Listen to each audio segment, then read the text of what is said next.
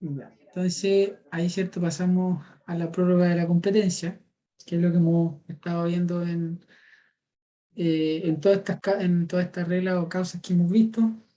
Y la prórroga de la competencia se le define como el acto por el cual las partes litigantes le otorgan competencia a un tribunal para conocer de un determinado asunto judicial en circunstancias que naturalmente no la tiene. ¿Ya? Porque naturalmente es competente para conocer de una causa de acuerdo a estas reglas especiales que nosotros vimos el tribunal de Chillán, ¿cierto? Pero hay 5 tribunales de Chillán civiles que también son competentes. Entonces, yo se lo otorgo al segundo, y ahí, ¿cierto? Él naturalmente no tenía esa competencia, pero yo se la otorgué. Y ahí vamos a ver, ¿cierto? Estas características de cada uno de ellos. Y está definido en el artículo 181 del Código Orgánico de Tribunales, que nos dice que es un tribunal que no es naturalmente competente para conocer de un determinado asunto, puede llegar a serlo si para ello las partes expresa o tácitamente convienen en prorrogar la competencia para este negocio. ¿Ya?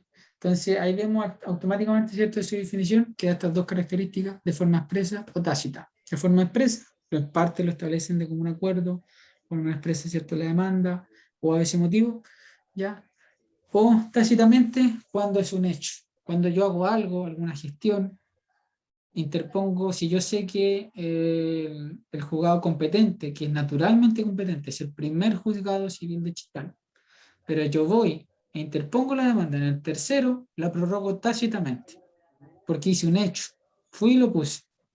En cambio, si lo hago de forma expresa, yo de común acuerdo con la otra parte, estipulamos que sea competente, por ejemplo, en un contrato. ¿Mm? A veces los contratos, ¿cierto?, se establece que va a ser competente los tribunales de Chillán o el primer juzgado civil de Chillán, ahí lo establecí de común acuerdo. Entonces ese va a ser competente, pero lo establecimos. En cambio, la tácita no. Yo hago algo, yo hago un hecho, interpongo la demanda, ¿cierto?, sin haber nada escrito, y ahí la prorrogo de forma tácita. ¿Ya? ¿Cuáles son los requisitos? Los requisitos de esto tiene que ser haber convenio entre las partes, debe mediar un convenio entre las partes del litigio, que se trate de un asunto contencioso civil, ya obviamente que haya contienda entre las partes, porque obviamente no puede haber prórroga de competencia en los asuntos penales y en los no contenciosos.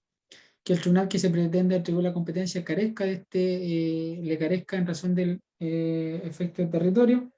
Bueno, yo tengo más características, por ejemplo, tener la capacidad de prorrogar también, ¿ya? Procede los asuntos de única instancia y primera instancia, no en segunda instancia. Segunda instancia, recordemos que reconoce, ¿cierto?, la Corte de Apelaciones, ahí no va a operar esta prórroga de competencia, porque así lo señala el artículo 182 del Código Orgánico de Tribunales, solamente los asuntos de única y primera instancia, ¿ya? Y dentro cuando es convenio por las partes, ahí vemos, ¿cierto?, expreso tácitamente el contrato mismo o es un acto posterior han convenido en ello las partes, asignando toda precisión al juez que se somete. ¿Cierto? Aquí lo estipulan en el contrato, ya se prorrogó la competencia porque las partes lo estipularon, y tácita, el demandante por el hecho de ocurrir ante el juez interponiendo su demanda. Entonces, si yo voy al tercer juzgado civil, el que es competente naturalmente es el primero, pero yo voy al tercer juzgado civil de Chillán a interponer la demanda, ahí lo hago tácitamente. Y el demandado, ¿cierto?, por hacer después del personado, ¿cierto?, en el juicio, cualquier gestión que no sea reclamar la incompetencia. ¿Cuándo procede con el demandado? Por ejemplo, el demandado, la demanda, si era inmueble, por ejemplo, recordemos que era el lugar donde estaba el inmueble, era la elección del demandante. Y, bueno, yo lo interpuse en cualquier otro lugar, ¿cierto?, que también era competente en tribunal. Y el demandado, en vez de decir, ¿sabes? Magistrado, ¿cierto? Usted no es competente porque la demanda tiene que haberse interpuesto acá donde está el inmueble, pero resulta que no se hace. ¿Y qué hace el demandado? En vez de interponerlo, contesta la demanda. Y si contesta la demanda, él tácitamente está aceptando ese tribunal que sea competente, ¿cierto?, de conocer el juicio. ¿Ya? Ahí le procedió tácitamente. Y bueno, si se trata, ¿cierto?, de un asunto civil contencioso, tribunales de primera instancia, tribunales ordinarios de igual jerarquía, ahí hablamos, ¿cierto?, de los que están, todos los tribunales bajos, ¿cierto?, las cortes de apelaciones, y negocios contenciosos civiles, ¿ya? En ese sentido, tiene que tratarse todos estos requisitos. ¿Cuáles son sus efectos? No hay, ¿cierto?, mayor explicación en este sentido. Aquí prorroga la competencia, solo surte efecto entre las personas que han concurrido a otorgarla, más no respecto a estas personas como los fiadores o codeudores. ¿A qué se refiere con esto? El efecto relativo el efecto relativo de las sentencias o de las gestiones, ¿ya? Que solamente va a afectar a quienes han concurrido a ello, a nadie más, ¿ya? Solamente referente a las partes que lo han pedido.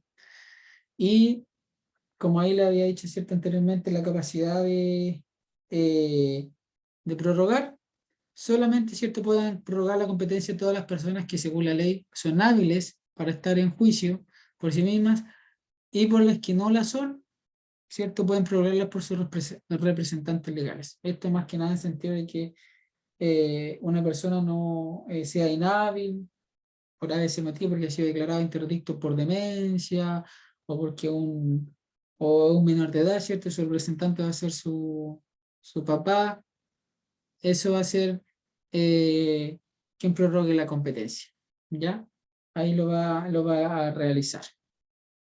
¿Cuál es un paralelo entre esta competencia absoluta y relativa? Aquí ya pasando, ¿cierto?, de la prórroga de la competencia, pasamos a este paralelo. Tenemos primero, desde el punto de vista del objetivo, ya la competencia absoluta va a determinar, ¿cierto?, el grado, ¿cierto?, jerarquía del tribunal, porque vimos desde el punto de vista de materia, del fuero, ¿cierto?, la cuantía, y desde el punto de vista relativo, ¿cierto?, determina con precisión cuál es el tribunal que puede conocer un asunto dentro del mismo grado. ¿En qué sentido? Aquí vimos, ¿cierto?, desde el punto de vista factor territorio, ¿ya? Entonces ahí se ve esta diferenciación del punto de vista absoluta, de todo, ¿cierto? Vemos el fuero, ¿cierto?, la cuantía y la materia, y acá, ¿cierto?, esto mismo fuero, materia, ¿cierto?, y cuantía, pero desde el punto de vista territorio. Porque obviamente, si es un asunto de familia, ¿cierto?, no lo interponer en un tribunal civil. Entonces ahí se va a establecer esta regla en cierta manera. Entonces, si es un asunto civil, ¿cierto?, ahí va a determinar del punto de vista, sabemos que es un inmueble, entonces ya desde el punto de la materia sabemos que va a un tribunal civil, y desde el punto de vista de la cuantía sabemos que dependiendo de cuántas UTM sean o no sean, qué procedimiento va a efectuarse. Y como sabemos que es un inmueble, desde el punto de vista de la competencia relativa, vamos a determinar si ese inmueble, dónde está ubicado, en qué ciudad, en qué comuna, dónde se va a interponer la demanda. Entonces ahí vamos, ¿cierto?, aplicando estas reglas. Desde su carácter, bueno, son normas de orden público, afecta al interés general, ¿cierto?, de las personas, y la del factor territorio son de carácter privado, ¿cierto? ¿En qué sentido? Que las partes, ¿cierto?, dependiendo, ¿cierto?, de las acciones, normalmente son reglas civiles, ¿ya? Las reglas generales que son de causas civiles, por eso vimos de acción mueble, acción inmueble, si están combinadas y como son de causas civiles, el Código Civil, ¿cierto?, regla las relaciones del derecho privado. Entonces, por esos motivos son de carácter privado, ¿ya? Y sabemos que las cosas, ¿cierto?, del derecho privado se pueden renunciar, y ahí tenemos que tener presente el artículo 12, que probablemente el profesor Peñafiel de recordarles mucho. El artículo 12, ¿cierto?, cuando uno renuncia, solamente debe afectar el interés particular del renunciante, o sea, nuestro propio interés, no afectar el de los demás, por eso son renunciables. Y como son reglas de orden público, las reglas, ¿cierto?, de orden público no se renuncian. Acá, en la prórroga de competencia, desde ese punto de vista de la materia, ¿cierto?, fuera cuantía, no va a proceder la prórroga, que es lo que vimos anteriormente, y acá en la competencia relativa, ¿cierto?, sí va a proceder la prórroga, ya estamos viendo carácter de orden público. La incompetencia debe ser declarada de oficio por el tribunal, o sea, por iniciativa propia, y acá, ¿cierto? La incompetencia se reclama a petición de parte. Por eso es que vimos aquí en la prórroga de la competencia, por ejemplo, si el demandado se interpuso la demanda en un tribunal que no era competente, pero él contestó la demanda, se produce la prórroga de la competencia. Entonces aquí, ¿cierto? ¿Qué dice? La incompetencia se reclama a petición de parte. Acá el demandado no la reclamó, por lo tanto, ¿cierto? Quedó radicada la demanda en ese punto porque él, ¿qué gestión hizo? La contestó. O sea, tácitamente quedó, ¿cierto? La causa. ¿Ya? Y ahí, ¿cierto? Bueno, este punto del arbitraje es, ya son reglas especiales, ¿ya? Que ustedes tienen que también se aplica al arbitraje, que son los árbitros, los jueces árbitros de derecho, que las partes le otorgan la competencia. Por eso es que dentro de las reglas de competencia, la prórroga de la competencia, al principio, ¿cierto? Vimos que ahí pueden prorrogar la competencia y darle a jueces árbitros, que son jueces también que se regulan, pero las partes, ¿cierto?, le otorgan esta competencia para que ellos resuelvan, y ahí, ¿cierto?, ellos se rigen por el procedimiento que las partes estipulen, eh, es como un juicio más privado, por así decirlo, ¿ya? Pero ello va a depender de qué tipo de árbitro va a ser. Va a ser un árbitro de derecho, un árbitro arbitrador, ¿cierto? Si es árbitro de derecho, ¿cierto? Se va a regir con las normas del procedimiento general, y bueno, si es árbitro arbitrador con las reglas que las partes le otorguen, ¿ya? Pero eso ya eh, es más, ¿cierto? Especial en este sentido. Pero hay que distinguir eso.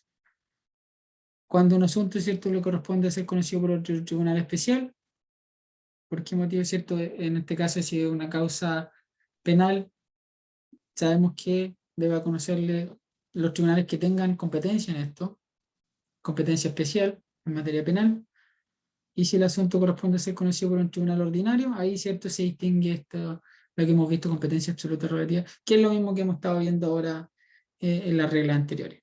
¿Ya? En competencia absoluta, recuerden eso, materia, cuantía de fuero, y competencia relativa. Ahí en los asuntos, ¿cierto?, contencioso o no contencioso, ya vemos desde el punto de vista del factor territorio, ¿ya? Y ahí opera, ¿cierto?, la prórroga de la competencia, ¿cierto?, las normas especiales, que es lo mismo que está acá, ¿cierto?, anteriormente, y la regla supletoria. Las dos tenían normas supletorias, ¿cierto? La primera, en los asuntos contenciosos, el domicilio del demandado, y la regla supletoria, en los asuntos no contenciosos, iba a ser el domicilio del interesado o del solicitante. Iba a aplicarse. En las cuestiones de competencia, eh, estos, en las cuestiones de competencia, esto se refiere a los incidentes, ¿ya?, que son promovidos por las partes en el proceso, estimaciones hechas de oficio por el tribunal acerca de la competencia o incompetencia de este para conocer un conflicto jurídico de que se trata. Este se verifica a través de un incidente y, bueno, ahí, ¿cierto?, el Código Civil nos establece algunas, dos formas de valer una cuestión de competencia, que es la declinatoria de competencia o la inhibitoria. Pero acá, ¿cierto?, son incidentes que promueven las partes en cuanto a la atribución, ¿cierto?, del tribunal, ¿ya? Entonces, recordemos que estos incidentes lo hacen valer a petición de parte, y a veces pueden ser de oficio. Recordemos que cuando hay incompetencia del tribunal, el tribunal lo puede declarar de oficio, puede declararse de oficio que es incompetente. Por lo mismo que les he comentado, que yo interpongo una causa, ¿cierto?, de familia en un tribunal civil, él me va a decir que no es competente, entonces el de oficio, ¿ya?, se declara incompetente, que lo debe conocer el primer, o el tribunal, el primer, ¿cierto?, tribunal de familia de Chillán, ¿ya? Y aquí viene estas dos formas de hacerlo valer. La inhibitoria de competencia, que es un incidente especial que se promueve ante el tribunal que se cree competente y que no está conociendo el asunto, pidiéndole que se dirija al otro tribunal, ¿cierto?, el que está por ejemplo, conociendo el asunto, que es incompetente, pero que está conociendo el negocio para que se inhiba y remita los autos. Vamos a ponerlo, ¿cierto?, como un ejemplo. Entonces, de nuevo, ¿cierto? Un incidente especial que se pone ante el tribunal, primer juzgado civil de Chillán, que se cree competente, pero que no está conociendo, ¿cierto?, el asunto, para que le pida a quién, al segundo juzgado civil de Chillán, para decirle que usted es incompetente. ¿Qué hice? Remítame, ¿cierto?, los autos. Iníbase y remítame los autos. Y ahí, ¿cierto? Como dice, ¿cierto?, una excepción dirigida al tribunal que el litigante considera competente para que éste le solicite al que actualmente conoce el caso, deje de hacerlo. ¿Ya? Y ahí se genera esta contienda de competencia. Es una forma, por eso estas cuestiones de competencia son reglas especiales en este sentido.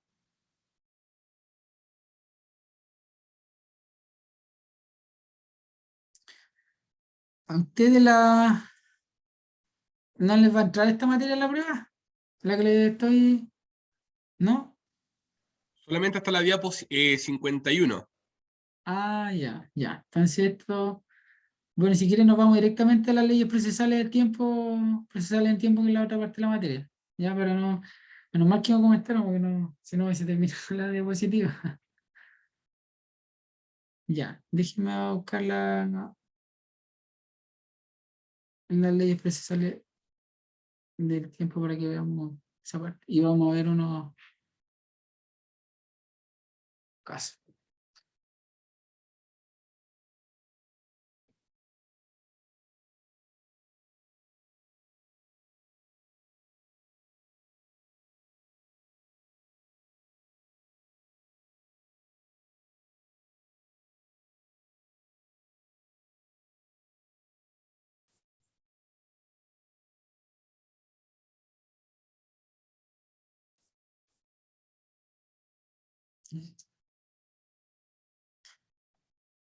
Ya, entonces, leyes procesales.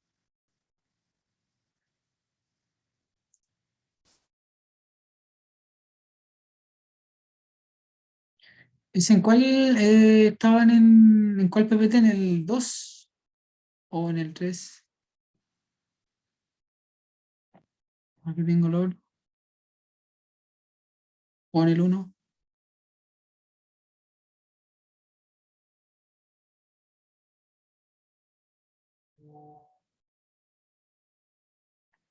Creo que era en el 4. Sí, porque tengo acá Me parece mucho que el PPT 1. en el 1. Sí, porque estoy abriendo el otro.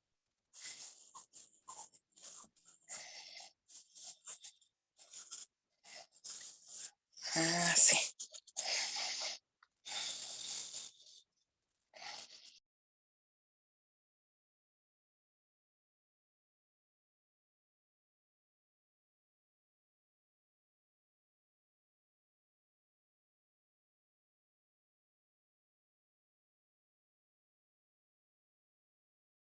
La diapo 25 parece mucho.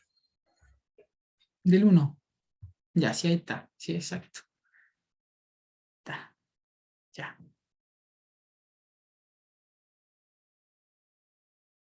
Sí, estamos en la fuente.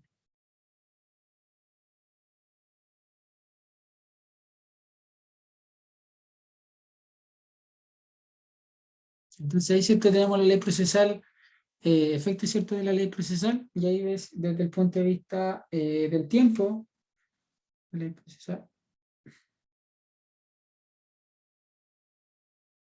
¿cierto? Desde el punto de vista del tiempo y del espacio. Ya. Entonces,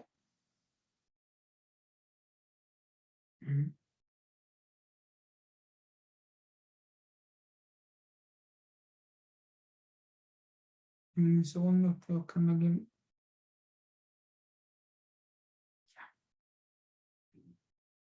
Entonces, ¿cierto? Desde cierto desde el espacio, aquí vemos nuevamente lo que estábamos viendo recién, el principio, ¿cierto?, de la territorialidad, ¿ya? Que la regla general, ¿cierto?, como dice en el código orgánico de tribunales, en el artículo 5, señala que menciona todos los tribunales anteriores, se los voy a leer. Dice: los tribunales mencionados en este artículo corresponderá al conocimiento de todos los asuntos judiciales que se promuevan dentro del territorio de la República, cualquiera sea su naturaleza o la calidad de las personas que en ellos intervengan, sin perjuicio de las excepciones que establezcan la Constitución y las leyes. Y ahí, ¿cierto?, empieza a terminar cada uno de los tribunales. Pero, en cierta manera, todos los que correspondan al territorio de la República, ¿cierto?, le va a corresponder a ello aplicar este principio de la territorialidad, ya en la ley procesal en cuanto al tiempo. Y por eso habla de la excepción, que es la excepción de la territorialidad, el artículo 6, ¿cierto?, referido a los delitos, ahí el que delante habíamos visto en las diapos, ¿cierto?, que eran los delitos cuando cometían agentes diplomáticos, agentes consulares, cuando cometían ciertos diferentes funcionarios que correspondían al Estado. Había una excepción a este principio de la ley procesal en cuanto al espacio, y también, ¿cierto?, respecto a las sentencias extranjeras. Ahí, ¿cierto?, también se procede esto. Recuerden que en el apunte que yo les envié, le expliqué, ¿cierto?, varios puntos en base a vigencia, ¿cierto?, de la ley procesal en el espacio, para que igual lo revisen, porque igual lo detallé bastante. En cuanto a de la sentencia extranjera, aquí, ¿por qué motivo van en la excepción? Porque hay sentencias extranjeras que puede dictar un tribunal, ¿cierto?, en otro país, que pueden afectar aquí en Chile, ¿ya? Por ejemplo, relativa a ciertas materias de familia, que normalmente es común, o las deudas de pensiones de alimentos, puede dictarlo un tribunal, ¿cierto?, en otro país, y puede tener efecto aquí en Chile, ¿ya? Porque va a generar, ¿cierto?, una deuda, y esta sentencia, ¿cierto?, va a ingresar a Chile a través de un procedimiento que se llama el exequatur, ¿sí?, que es un examen de admisibilidad que realiza la Corte Suprema, y a medida, ¿cierto?, que ellos lo validan, va a tener el mismo efecto como si hubiese sido dictada aquí en Chile esa sentencia, ¿ya? Entonces, aquí se aplica esta excepción que tienen, porque la regla general de la ley en el espacio y la territorialidad solamente se condena lo que ocurre o lo que se juzga, lo que ocurra dentro del territorio chileno, y la excepción es la extraterritorialidad en estos casos. Y la extradición, ¿cierto?, es cuando se genera cuando un tribunal, ¿cierto?, de otro país solicita a Chile una determinada persona porque ha cometido un delito, ¿cierto?, en su país. Entonces hay dos tipos de extradición: la pasiva y la activa. Y la pasiva, la extradición pasiva, cuando un Estado extranjero, en este caso, pongámosle Alemania, pide al Estado chileno la entrega de una persona que ha sido procesada o condenada en Alemania. Ahí es pasiva, cuando Alemania la pide. Activa, cuando el Estado chileno solicita a un Estado extranjero, pongamos el ejemplo, ¿cierto?, a Perú, a la entrega, ¿cierto?, de una persona, objeto que puede ser procesada en nuestro país. Ahí este tipo dan estas dos formas de extradición. Pero en cierta manera, ustedes que tienen que saber de la extradición, que más que nada un determinado país solicita a otro Estado, ¿cierto?, la entrega de una persona que ha cometido un determinado delito, ¿ya? Y ahí es donde se clasifica, que ahí también, ¿cierto?, en el apunte se lo envía. Pero en la ley procesal en relación al espacio, ¿ya?, la regla general siempre va a ser la territorialidad, siempre. Y la excepción, que siempre hay excepciones, y la respuesta siempre hay que distinguir, van a haber ciertos determinados casos en que la ley se remite a ella como sentencia extranjera, extradición, y los delitos que cometen estas personas, ¿ya? Y bueno, en cuanto, ¿cierto?, en cuanto al tiempo, aquí va a tener ciertas las leyes que hay también. Yo se los detallé bastante en el apunte que les envié, que es importante para que lo repasen también, que va a ser esta ley de organización, leyes de competencia, leyes de procedimiento. Porque dice inactum, ¿cierto? Inactum va a generar en el momento que se dicten, o sea, que sean aprobadas.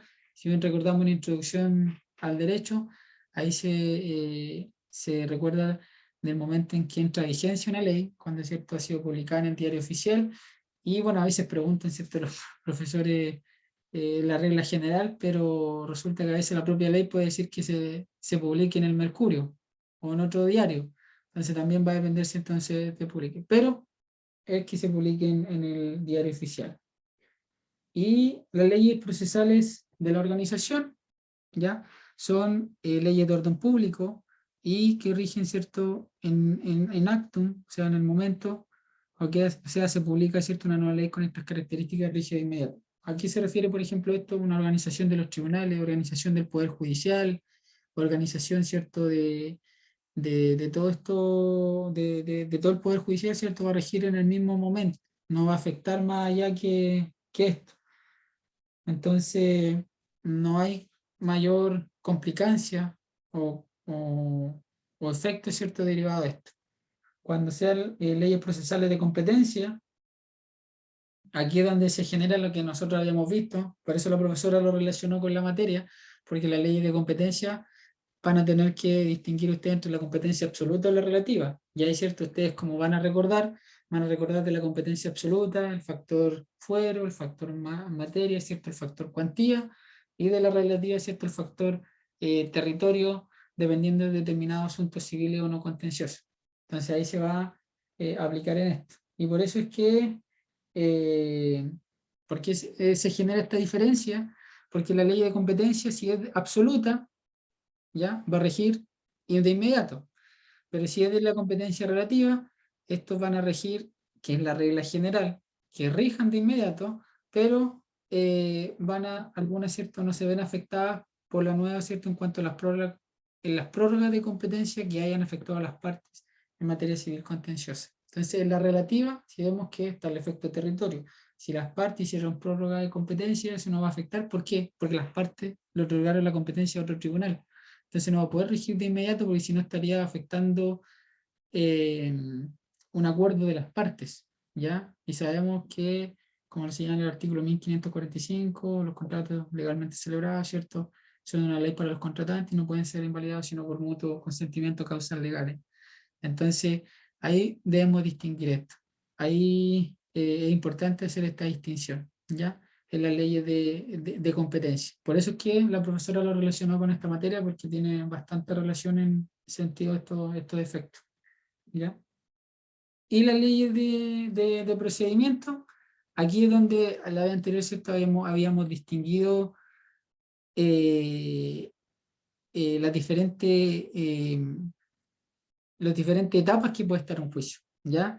Y bueno, las reglas generales que rijan de inmediato, esa es la regla general en toda esta, pero por ejemplo, hablábamos cuando un juicio estaba terminado, si eran leyes de procedimiento, ahí obviamente no va a afectar nada, ¿cierto? No va a afectar el juicio, ¿en virtud de qué? Del principio de la cosa juzgada. O sea, yo obviamente no voy a poder juzgar algo que yo ya está juzgado, entonces si el juicio ya está terminado, no va a afectar esta nueva ley de procedimiento que se dicte. O sea, más allá de que pueda utilizarse como una clasificación, como para más efectos de conocimiento, pero obviamente si lo vemos desde ese punto de vista, no tiene por qué afectar, ¿cierto?, un juicio que ya está terminado. O sea, no habría mayor indicio en eso. ¿Por qué? Por la cosa juzgada. Y aquí, si los juicios no están iniciados, si no se ha iniciado el juicio, ninguna de las partes ha iniciado la demanda, ahí, ¿cierto?, ya sabemos que rige de inmediato, porque obviamente no se ha iniciado el juicio, entonces las partes se tienen que someter a esta nueva ley de procedimiento, ¿ya? Porque no se ha iniciado. Y ahí, si están los juicios pendientes, que al medio, ¿cierto?, ahí tenemos que también distinguir, ¿ya? Si aquello, ¿cierto?, ejecutado en el procedimiento rige la ley antigua y no la nueva, ¿cierto? En todos aquellos esos procesos en que ya han sido ejecutados, ¿cierto?, va a regir la ley antigua, ¿ya?, y no la nueva. Y en cambio, en todos los procesos que no han sido ejecutados, que están pendientes, se van a regir por la nueva ley. Y ahí, bueno, también hay que distinguir porque a eso se refiere, por ejemplo, a los plazos que tenga la parte. Si la ley de procedimiento, en vez de darle un plazo de 15 días para contestar la demanda, dice que va a tener, no sé, menos días, ahí los plazos que ya se hubiesen iniciado, por ejemplo, yo inicié la demanda judicial ante el tribunal el día 1 de marzo, ya la demanda, ¿cierto? Se notificó el 2 de marzo y el día 3 de marzo se cambió la ley de procedimiento y en vez de darle 15 días, le da 5. ¿Qué va a pasar ahí? Ya la demanda, ¿cierto? Se notificó. Entonces, como ya se notificó la demanda, ese mandado va a tener 15 días porque la ley así lo establece. En cambio, si no se hubiese notificado, va a regir, ¿cierto? Esta ley nueva que le da 5 días solamente que le afecta. Entonces, por eso hay que distinguirle en eso. Ahí en las actuaciones judiciales, ahí, por ejemplo, se refiere a las notificaciones, embargo, cierto remate, presentaciones escritas por las partes, también va a regir esto mismo. Si se iniciaron bajo la ley antigua, ¿cierto? Va a regir esa, pero si no se ha iniciado ninguna diligencia alguna, como alguna notificación, algún escrito que le dé algún plazo para hacer, va a regir esta nueva ley en relación a esto, ¿ya? Y eso en cuanto a cierto el procedimiento. Entonces, en la distinción que ustedes tienen que hacer en esta fuente, en ley de organización, como es referente a los tribunales a su propia organización, en el momento. En la ley de competencia absoluta o relativa y en la ley de procedimiento, en todas las que vimos, rige, ¿cierto? Solamente va a afectar cuando no se han iniciado las gestiones, los plazos, ¿cierto? Las pruebas, cuando no se han iniciado, rige esta nueva ley. Pero si ya se iniciaron, o sea que ya hubieron notificaciones, hubieron gestiones por las partes, hubieron presentaciones, rige la ley antigua, ¿ya? Eso en simple manera de distinguir de estas leyes las leyes de procedimiento. Ya no tiene mayor no tiene mayor problema en cuanto a esto. Bueno, y ahí cierto, ahí da el caso distinguir, ¿cierto? Desde el punto de vista que donde estamos en las leyes de procedimiento, los plazos, las actuaciones judiciales, las pruebas, los recursos, por ejemplo, con lo que les dije, los plazos, que les cambié de 15 a 5 días, en las actuaciones si ha iniciado o no, en las pruebas, ¿cierto? Los recursos, eso va a aplicar lo mismo que esto. Si yo inicié gestión en cuanto a la prueba, o sea, ya se notificó la prueba, se hizo todo, ley antigua. Si no se hizo nada, ley nueva. Y en los recursos, si se interpuso el recurso y hay plazos para eso, si se interpuso, ley antigua. Si no se interpuso el recurso, no se hizo nada, ley nueva. Es lo mismo en cada una de esas gestiones que hace esa distinción en las leyes procesales. ¿Ya? Es lo mismo que hemos estado visto en este punto. Y aquí, cuando determinamos, ¿cierto?, dónde se aplica, desde el punto, ¿cierto?, de la ubicación, ¿cierto?, el lugar donde se aplica y el lugar donde, ¿cierto?, el efecto, desde la perspectiva de la sentencia, o desde donde se produce, ¿cierto?, esos efectos. ¿En qué se aplica esto? Por ejemplo, ¿cierto?, la ubicación va a depender de la notificación, ¿cierto? Por ejemplo, si uno debe responder una demanda, va a depender si uno tiene domicilio en el asiento de la comuna o no tiene domicilio en el asiento de la comuna, o vive en otra comuna o en otra región, ¿cierto? Va a distinguir el lugar, ¿cierto?, donde también se va a aplicar, donde va a surtir efecto la propia ley, y ahí se ve, ¿cierto?, desde la perspectiva de la sentencia, porque puede producir efecto a una de las partes, en el sentido en que le va a afectar a sus derechos o a ambas partes, ¿ya? Entonces eso va a distinguir. Pero más que nada de esta distinción de las leyes procesales del tiempo, lo que lo que le importa a la profesora es esto. Debe entender, ¿cierto?, el principio de la territorialidad y la extraterritorialidad en el espacio y cuando afectan, ¿cierto?, las leyes de organización, de competencia y de procedimiento. ¿Ya? Esto es lo que es lo principal de esta materia. ¿Ya? Esto es lo principal. Eso le va a preguntar a ella y probablemente les ponga ciertos casos con, con la competencia relativa, ¿cierto? Y lo otro, competencia absoluta que vimos en la materia que relacionamos. ¿Ya? No sé si tienen alguna pregunta, alguna duda, algo que... Bueno, yo igual les voy a enviar otro apunte más para que para que, bueno, en el anterior le envié completo, pero le voy a enviar otro punto para que usted lo termine, ¿cierto? De repasar.